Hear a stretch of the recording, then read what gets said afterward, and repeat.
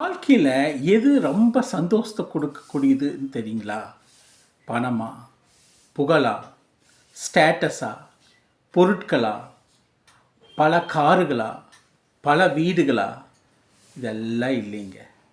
ஒவ்வொரு மனிதனுக்குள்ளேயும் ஆழ் மனதில் ஒரு மகிழ்ச்சிங்கிறது தங்கி இருக்கும். அந்த மகிழ்ச்சிக்குரிய காரணத்தை என்னன்னு கண்டுபிடிச்சு அதைய சரி செய்தால்தான் உண்மையான மகிழ்ச்சி உண்டாகும். மற்றதெல்லாம் போலியான செயற்கையான ஆர்ட்டிஃபிஷியல் மகிழ்ச்சியாக தான் இருக்கும்.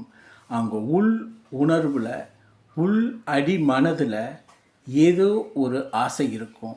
அந்த ஆசை அது மகிழ்ச்சியாக மாறி அது நினைவு இல்லாமல் கனவாக இல்லாமல் அது நிகழ்வாக மாறும்போது தான் உண்மையான மகிழ்ச்சி அடையும். அந்த மகிழ்ச்சி தான் மற்ற எல்லா மன அழுத்தத்தையும் குறைக்கும். அதுதான் அவங்களுடைய வாழ்க்கையில் ஆரோக்கியத்துக்கும் பெரிதும் உதவும். ஸோ ஒவ்வொரு மனிதனும் தன்னுடைய ஆழ் மனதில் என்ன மகிழ்ச்சி இருக்குதுன்னு கண்டுபிடிச்சு அந்த மகிழ்ச்சியில் தன்னை மாற்றிக்கிட்டா அல்லது அதை நடைமுறைப்படுத்தினா கண்டிப்பாக அவங்க உள்ளமும் உடலும் என்றும் ஆரோக்கியமாக இருக்கும். அதுதான் மகிழ்ச்சி. அதுதான் உண்மையான மகிழ்ச்சி.